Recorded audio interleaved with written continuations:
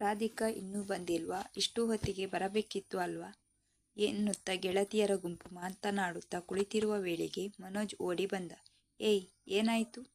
ಯಾಕ್ ಹೀಗೆ ಓಡೋಡಿ ಬರ್ತಿದ್ಯಾ? ನಿಧಾನ ಬಾ ಮರಯ್ಯ. ಸ್ವಾತಿ, ನಿಂಗೆ ವಿಷಯ ಗೊತ್ತಿಲ್ವಾ?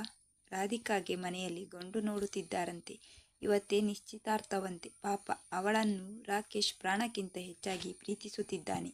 ಅವನಿಗೆ ಏನಾದರೂ ವಿಷಯ ಗೊತ್ತಾದ್ರೆ ಏನಾದರೂ ಹೆಚ್ಚು ಕಡಿಮೆ ಮಾಡಿಕೊಳ್ಳೋದು ಗ್ಯಾರಂಟಿ. ಏನ್ ಹೇಳ್ತಿದ್ದೀಯೋ? ನಾನ್ ನಂಬಲ್ಲ, ಚಾನ್ಸೇ ಇಲ್ಲ.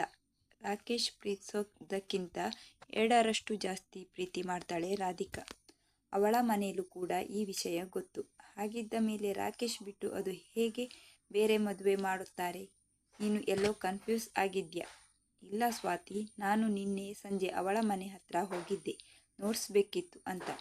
ಅವಳ ಪಕ್ಕದ ಮನೆ ಆಂಟಿ ನನಗೆ ಪರಿಚಯದವರು. ಅವರು ಹೇಳಿದ್ರು ರಾಧಿಕಾಗೆ ಮದುವೆ ಅಂತ.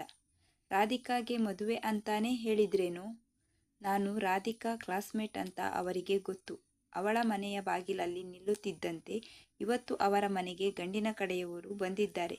ನೀನು ನಾಳೆ ಬಾ ಅಂತ ನನ್ನನ್ನು ವಾಪಸ್ ಕಳಿಸಿದ್ರು.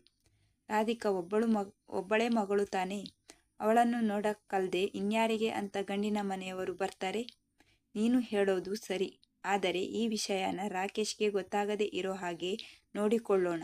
ನಾಳೆ ರಾಧಿಕಾ ಬಂದ್ಮೇಲೆ ಕೇಳಿದ್ರಾಯ್ತು. 2 ದಿನವಾದರೂ ರಾಧಿಕಾ ಕಾಲೇಜ್ ಕಡೆಗೆ ಬರಲಿಲ್ಲ. ಕಾಲೇಜ್ ತುಂಬ ಗುಸುಗುಸು ಎಂಬ ಗಾಳಿ ಸುದ್ದಿ ಹಬ್ಬಿಯಾಗಿತ್ತು. ರಾಧಿಕಾ ರಾಕೇಶ್ಗೆ ಕೈ ಕೊಟ್ಟಳಂತೆ. ಯಾರೋ ಫಾರಿನ್ ಹುಡುಗನ್ನ ಮದುವೆ ಆಗ್ತಿದ್ದಾಳಂತೆ. ಪಾಪ ರಾಕೇಶ್ 3 ವರ್ಷದಿಂದ ಅವಳ ಹಿಂದೇನೇ ಸುತ್ತುತ್ತಿದ್ದ. ಅವಳು ಚೆನ್ನಾಗಿ ಇವನ್ನ ದುಡ್ಡಿಗೋಸ್ಕರ ಯೂಸ್ ಮಾಡಿಕೊಂಡ್ಲು ಎಂಬ ಮಾತುಗಳು ಕಾಲೇಜ್ ತುಂಬ ಸುದ್ದಿಯಾಗಿತ್ತು. 2 ದಿನಗಳ ನಂತರ ಕಾಲೇಜಿಗೆ ಬಂದ ರಾಧಿಕಾ ರಾಕೇಶ್ಗಾಗಿ ಹುಡುಕಾಡಿದಳು. ಎಲ್ಲಿಯೂ ಕಾಣಲಿಲ್ಲ. 2 ದಿವಸದಿಂದ ಅದೆಷ್ಟೇ ಪ್ರಯತ್ನ ಪಟ್ಟರೂ ಅವನ ಫೋನ್ಗೆ ಕಾಲ್ ಕನೆಕ್ಟ್ ಆಗುತ್ತಿರಲಿಲ್ಲ. ಗಾಬರಿಯಿಂದ ಸ್ನೇಹಿತರನ್ನು ವಿಚಾರಿಸಲು ಮುಂದಾದಳು. ಮುಂಚಿನಾಗೆ ಯಾರೂ ಅವಳೊಂದಿಗೆ ಮುಖ ಕೊಟ್ಟು ಮಾತನಾಡುತ್ತಿರುವುದನ್ನು ಗಮನಿಸಿ ನೊಂದಳು. ಅಲ್ಲಿ ಇಲ್ಲಿ ಮಾತನಾಡುತ್ತಿದ್ದ ಸುದ್ದಿ ಅಂತೂ ಅವಳ ಕಿವಿಗೂ ಬಿತ್ತು. ವಿಷಯ ತಿಳಿದು ನಗಬೇಕು ಅಳಬೇಕು ತಿಳಿಯದೆ ರಾಧಿಕಾ ಮೌನವಾದಳು. ವಿಷಯ ಹಬ್ಬಿಸಿದ ನಿತೇಶ್ನನ್ನು ಹುಡುಕಿ ಹೊರಟಳು. ನಿತೇಶ್, ರಾಕೇಶ್ ಎಲ್ಲಿ ಹೇಳು? ನಾನು ಅವನ ಜೊತೆ ಮಾತನಾಡಬೇಕಿತ್ತು. ಫೋನ್ ಮಾಡಿದರೆ ಸಿಗುತ್ತಿಲ್ಲ. ಏನಮ್ಮ, ಇವತ್ತು ಕಾಲೇಜ್ ಕಡೆ ಬಂದಿದ್ದೀಯಾ? ಏನಂತಾನೆ ನಿನ್ನ ಫಾರಿನ್ ಗಂಡ? ಪ್ರಾಮಾಣಿಕವಾಗಿ ಪ್ರೀತಿ ಮಾಡಿದವನಿಗೆ ಮೋಸ ಮಾಡಿದ್ಯಲ್ಲ. ನಿನ್ನ ಪ್ರೀತಿಸಿದ ತಪ್ಪಿಗೆ ಇವತ್ತು ಆಸ್ಪತ್ರೆಯಲ್ಲಿ ಮಲಗಿದ್ದಾನೆ. ಹೋಗಿ ನೋಡು. ಏನ್ ಹೇಳ್ತಾ ಇದ್ಯಾ? ಏನಾಯ್ತು? ಹೇಗೆ ಆಯ್ತು? ನಿನ್ ಮದುವೆ ಆಗ್ತಿದ್ಯಾ ಅಂತ ಸುದ್ದಿ ಕೇಳಿ ಅದೇ ಟೆನ್ಷನ್ನಲ್ಲಿ ನಿನ್ನ ನೋಡಕ್ಕೆ ಅಂತ ನಿಮ್ಮನೆಗೆ ಬರುವಾಗ ಆಕ್ಸಿಡೆಂಟ್ ಆಯ್ತು. ಸದ್ಯ ಜೀವ ಹೋಗಿಲ್ಲ. ನಿಮ್ಮಂಥವರಿಗೆಲ್ಲ ಪ್ರೀತಿ ಬೆಲೆ ಏನ್ ಗೊತ್ತು? ನಾನು ಮದುವೆ ಆಗ್ತಿದ್ದೀನಿ ಅಂತ ಯಾರು ಹೇಳಿದ್ದು? ಏನ್ ತಮಾಷೆ ಮಾಡ್ತಿದ್ದೀಯಾ? ನಾನು ನಿಮ್ಮನೆ ಹತ್ರ ಬಂದಾಗ ನಿಮ್ಮ ಪಕ್ಕದ ಮನೆಯವರು ಹೇಳಿದ್ರು ನಿಮ್ಮನೆಗೆ ಗಂಡಿನ ಕಡೆಯವರು ಬಂದಿದ್ದಾರೆ ಅಂತ. ಹೌದು, ಬಂದಿದ್ರು. ಆದರೆ ನನ್ನ ಮದುವೆ ಅಂತ ಯಾರು ಹೇಳಿದ್ದು? ಅಂದ್ರೆ ನಿಮ್ಮ ಮಾತಿನ ಅರ್ಥ ಏನು? ವಿಷಯ ಹಬ್ಬಿಸಿದವನು ನೀನೇ ಅಲ್ವಾ? ಪೂರ್ತಿ ಗೊತ್ತಿಲ್ಲ ಅಂದ ಮೇಲೆ ಸುಮ್ಮನೆ ಇರೋದು ಬಿಟ್ಟು ನಮ್ಮ ಮಧ್ಯೆ ತಂದಿಟ್ಟು ತಮಾಷೆ ನೋಡ್ತಿದ್ದೀಯಾ? ನಿನ್ನತ್ರ ಮಾತಾಡಿ ಪ್ರಯೋಜನ ಇಲ್ಲ. ಮೊದಲು ನಾನು ರಾಕೇಶ್ ಭೇಟಿಯಾಗಬೇಕು. ಆಸ್ಪತ್ರೆಗೆ ಹೋದಳು. ಕೈ ಕಾಲಿಗೆ ಹಾಕಿದ ಬ್ಯಾಂಡೇಜು ನೋಡಿ ಅಳಲಾರಂಭಿಸಿದಳು. ಅವಳ ಅಳು ಮಲಗಿದವನನ್ನು ಎಚ್ಚರಿಸಿತು. ನೀನ್ ಯಾಕ್ ಬಂದೆ? ಮದುವೆ ಇನ್ವಿಟೇಷನ್ ಕೊಡಕ್ಕ? ನೀವು ಹುಡುಗೀರೆಲ್ಲ ನಮ್ಮಂಥ ಹುಡುಗರು ಬಾಳಲ್ಲಿ ಅದು ಯಾಕೆ ಹೀಗೆ ಆಟ ಆಡ್ತೀರಾ? ನಾನು ಏನ್ ಅನ್ಯಾಯ ಮಾಡಿದ್ದೆ ನಿಂಗೆ? ನಾನೊಬ್ಬ ಅನಾಥ ಅಂತ ಗೊತ್ತಿದ್ರು ಹಿಂದೆ ಬಿದ್ದು ಪ್ರೀತಿಸಿದವಳು ನೀನು. ನನ್ನ ಅಪ್ಪ ಅಮ್ಮ ನನ್ನ ಹೆಸರಿಗೆ ದುಡ್ಡು ಇಟ್ಟಿದ್ದಾರೆ ಅನ್ನೋ ಕಾರಣಕ್ಕೆ ಅಲ್ವಾ? ಎಂದು ಮಾತು ಮುಗಿಸುವಷ್ಟರಲ್ಲಿ ರಾಕೇಶ್, ಪ್ಲೀಸ್ ವಿಷಯ ತಿಳಿಯದೆ ಮಾತನಾಡಬೇಡ.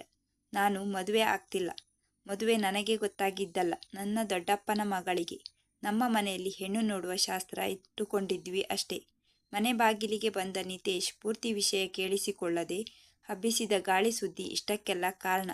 ನನ್ನ ಬಗ್ಗೆ ತಿಳಿದು ಆ ಗಾಳಿ ಮಾತನ್ನು ನಂಬಿ ನನ್ನನ್ನು ದುಡ್ಡಿಗಾಗಿ ನಿನ್ನ ಹಿಂದೆ ಇರೋಳು ಅಂತ ಅಂದು ಬಿಟ್ಟಿಯಲ್ಲ. ಬೇರೆಯವರಿಗೆ ನನ್ನ ಬಗ್ಗೆ ಗೊತ್ತಿಲ್ಲ. ನಿನಗೂ ನಾನೇನು ಅಂತ ಗೊತ್ತಿಲ್ವಾ?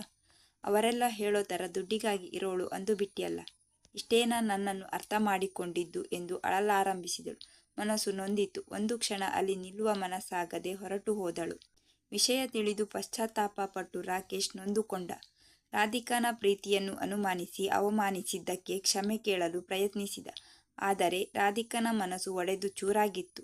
ಮೌನ ಹೊಕ್ಕಿತ್ತು. ಪೂರ್ಣ ವಿಷಯ ತಿಳಿಯದೆ ಇನ್ನೊಬ್ಬರಲ್ಲಿ ಹೇಳುವುದಕ್ಕಿಂತ ಹೇಳದೇ ಇರುವುದು ಲೇಸು. ಒಂದು ಸುದ್ದಿಗೆ ರೆಕ್ಕೆ ಪುಕ್ಕ ಸೇರಿ ಗಾಳಿಯಂತೆ ಹಬ್ಬುವ ಸುದ್ದಿಗಳು ಅನಾಹುತವನ್ನು ಸೃಷ್ಟಿಸುತ್ತದೆ. ಹಬ್ಬುವ ಗಾಳಿ ಸುದ್ದಿ ಅಥವಾ ಗಾಳಿ ಮಾತು ಸಾವಿಗೂ ನೂಕಬಹುದು. ತಿಳಿಯದ ವಿಚಾರದ ಬಗ್ಗೆ ಅಥವಾ ಅರ್ಧ ತಿಳಿದ ವಿಚಾರದ ಬಗ್ಗೆ ಮಾತನಾಡದಿರುವುದು ಎಲ್ಲರಿಗೂ ಒಳಿತು ಅಲ್ಲವೇ?